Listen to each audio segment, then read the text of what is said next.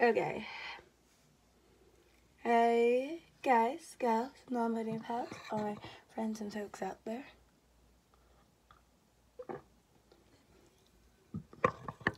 Welcome back to what, part 4 of our reading. Good night. Here for Damijon, No One Like You by No, Not Again, 122. Whew. I have to tell you, this fanfic has definitely moved really, really fast, but has moved at a pace that is really good. Like, it moves very fast paced, but it's not outrageous, and it's very good. So I just have to say I enjoy that about this fic. Anyway, if you're new, welcome to our channel. I will have the links down below in this one to the first one if you haven't checked them out, or if you're still just new to the channel, welcome to our channel. Don't forget to add us all on socials. They'll be going up through there. Check out the Hope Love Talks and stuff like that. And yeah, I hope you've been having an amazing day, night, or whatever, regardless, and this makes it better. Anyway, let's get back into Damijon, No One Like You. Chapter 4, Why Does It Hurt? Okay, let me scroll through real quick.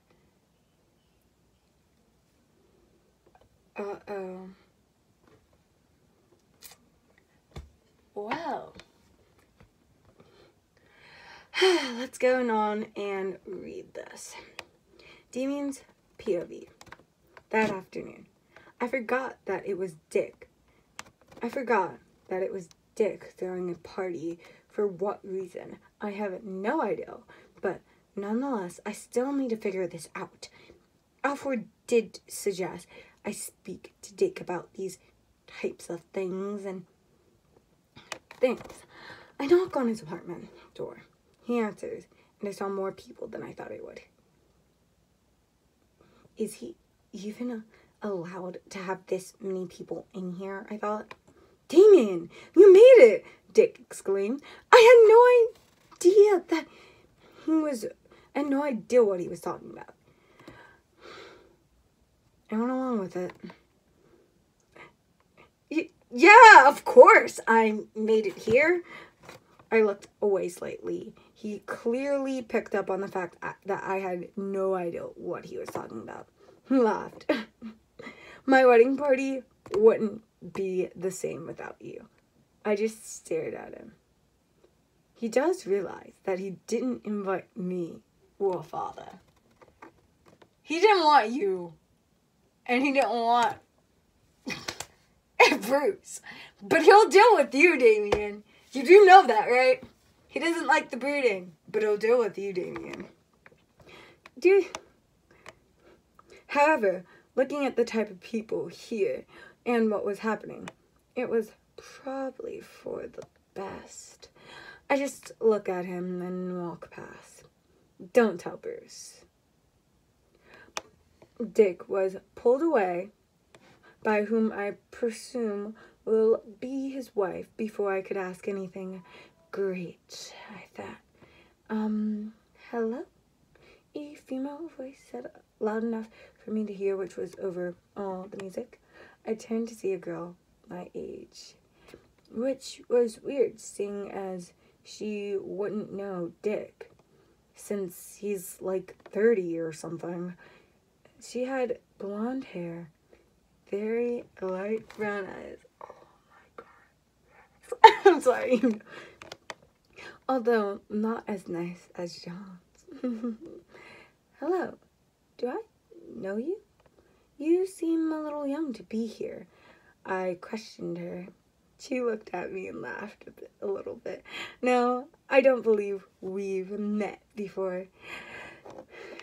My name is Courtney. My sister knows the bride, so I was dragged along here. We continued to talk about how much we didn't want to be here. She laughed a lot and blushed at some of the things I said. Although, when John did these things, it felt different. Oh. Beautiful. Jonathan's POV. Dad, do I have to? I'm sorry.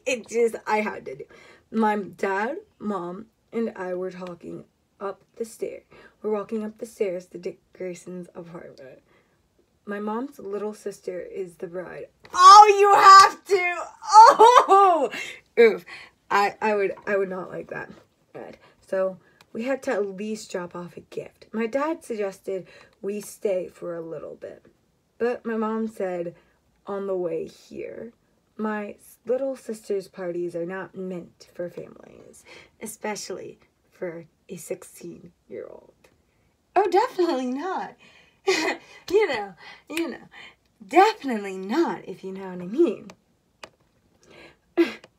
Parties, she looked at me. Oh, okay, so they're not underage in this one. Okay, that's good. I was wondering. You said it not now. Why did I have to come here? It's not the actual wedding I whined. More, my father looks at me. That's enough, Jonathan. Your aunt is getting married and you need to give her the gift you got her yourself. He said flatly. I rolled my eyes. Don't know why we can't just wait until the wedding to give her the present then. I would wait too. Sighed deeply and stood in between my parents as they knocked on the door. My Aunt Carol opened the door and hugged all three of us. I didn't hear anything she was saying because I saw Damijon. He had his back to the door because he was talking to someone. A girl. John felt his heart ache or something. He brushed it off. Maybe he's just inhaled too sharply. He started using his super hearing to hear whatever it was they were saying. You heard her laugh and giggle. He looked to see she was blushing and smiling. Now it just feels like someone had kicked him in the chest. He wanted to run. He didn't know why, but it felt like he was vomiting.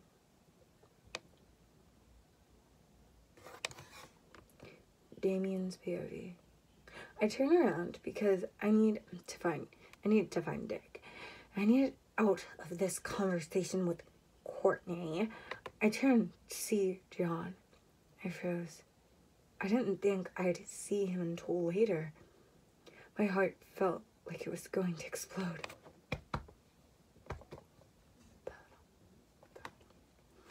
To the point that it almost hurts. I slowly start walking towards him, but I see Dick walks to basically block the... No, you cannot. Oof. Block the doorway. Him and his soon-to-be wife talking with John's parents. I just stood there. Suddenly, I felt a tap on my shoulder. It was Courtney. I didn't go far away enough. Shit. So I hope this isn't too soon, but do you want to ditch this place and go anywhere else? She looks saying this. I looked back and I think for a moment and start to reply. I'm sorry, Courtney. All of a sudden, I was pulled back by a strong hand. It was John. Oh! I'm just saying, sorry. My parents are probably gonna kill me now. But anyway, he looked right at her. If looks could kill, which is actually can, she would be dead a few times over. Courtney looked petrified, but not with fear. More like she was seeing a ghost. John then pulled me behind him, got really close to this girl. He whispered something to her so quiet. I don't think his dad could hear him. Well, he knows how to not do that at this point because, well, he's learned how to cry on the fly without his father hearing. Her eyes went wide. She walked away pretty quickly to the back room. That was strange, but kind of hot, I thought. That was strange, but it kind of turned me on. What? Yeah.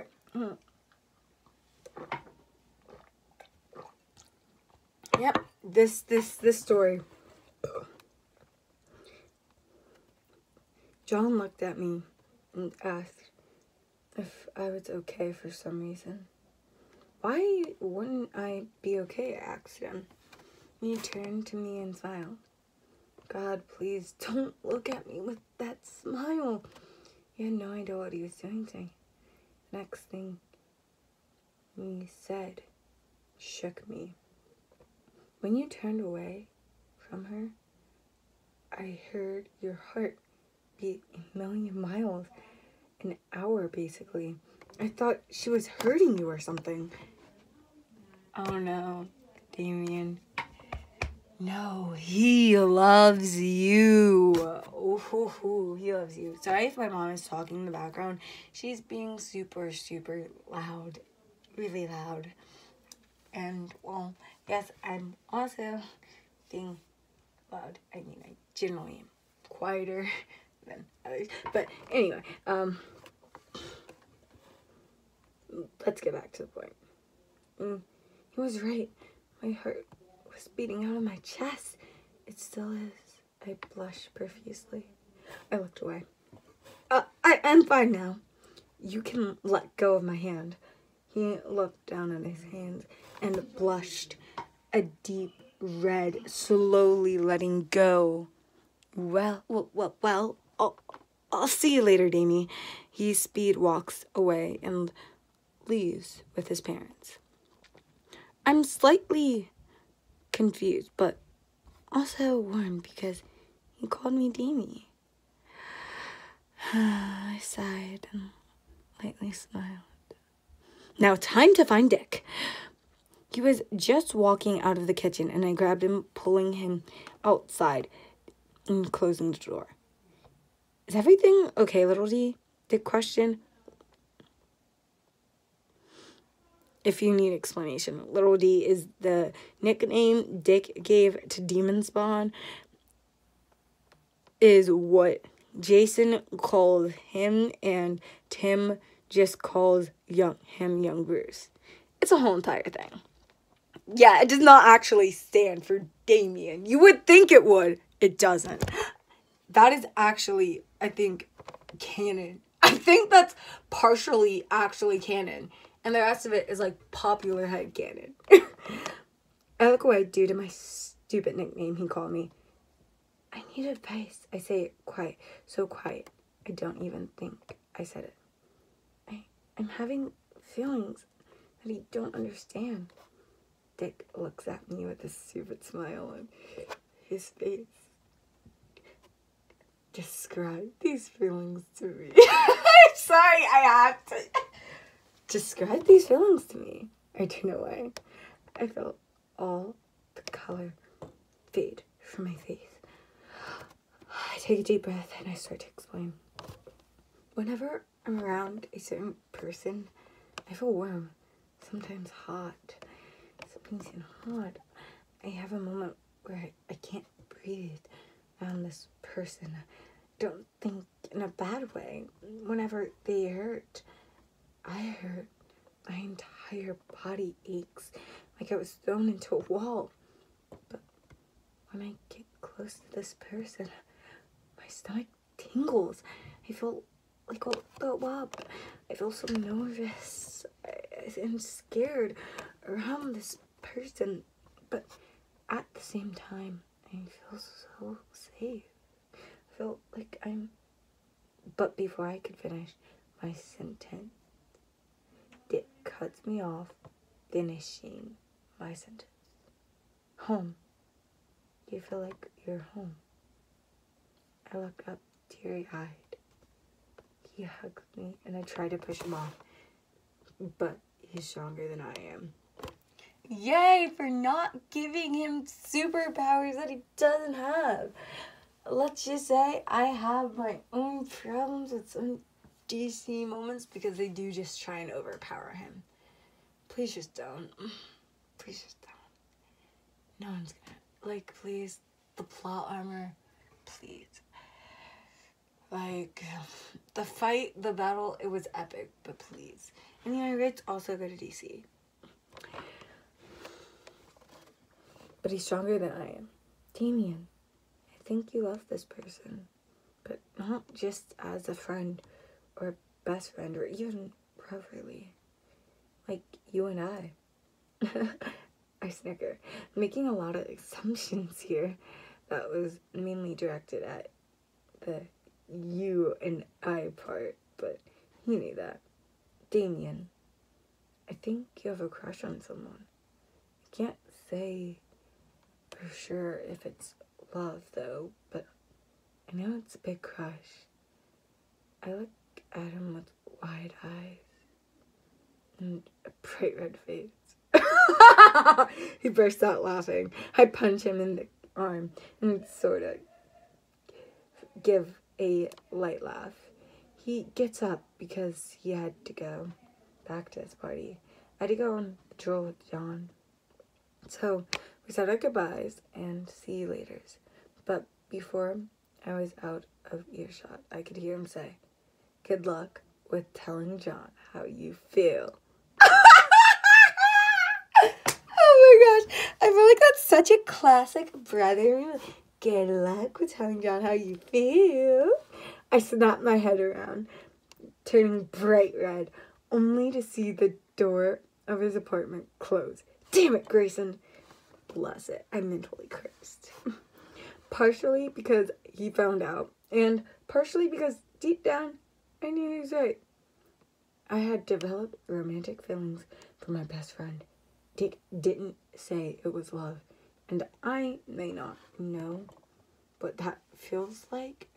I know what it's like.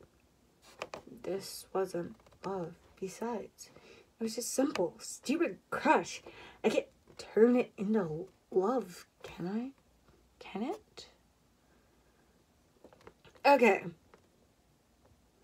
Wow. Author's titty, which is, of course, you know, her little reading. Yeah, her little, like, very little thing. But I think I wrote this chapter all in first person. You did. And I'm happy because I'm no longer confused. I feel like I started doing that. Like, in the beginning of my fanfic, I wasn't writing completely in first person. Then I started doing it, and I will never go back. Honestly, I kind of get weirded out when it's supposed to all be in first. Like, if somebody says a POV, it's not, like, all fully in first person now. But I do understand the struggle. Person. Wow. That's a first, and this probably will be the last lame-o. I want to make this storyline last, so I made it so Dami wasn't in love with John right off the bat. But there are some strong feelings nonetheless. I wonder what John said to Courtney. Some unpure things. Side note, Dami and John didn't start working together until they were 13. They knew of each other's existence, but they weren't friends during the 3 years they did not work together. So from 10 to 13, maybe things happened during the time that no one knows about except one of the boys, or maybe both have a crazy past. Super side note, John didn't get his powers till he was 10, and Damijon didn't arrive to Gotham till he was 10 as well. 3 years is a long time. I wonder what the boys went through. If you had the author note crap, yeah, I'm just gonna call it crap for this. Most of them have epic foreshadowing, so don't forget lame-o, have fun. Okay. So, it has the whole entire to be continued Damijon, No One Like You, and it was last updated in October 18th. It was on October 18th, 2018. So, the author of this, of course, may pick this back up. And if they ever do, I will have the notification for this. Because it's been a couple of years, as in 3-ish basic-ish years since it's happened. That's most unlikely. But I will continue reading Damijon fanfics because I have tons of books in my library. So, yeah. If this ever picks back up again, I will read it. And if it doesn't, that's okay, because we have other ones to read. Otherwise than that, I hope you enjoyed, and I'll see you next time for whatever other fanfic we get to read about Damijon all together. And I'll look through it to make sure it's a longer one. Peace, love, happiness. Bye!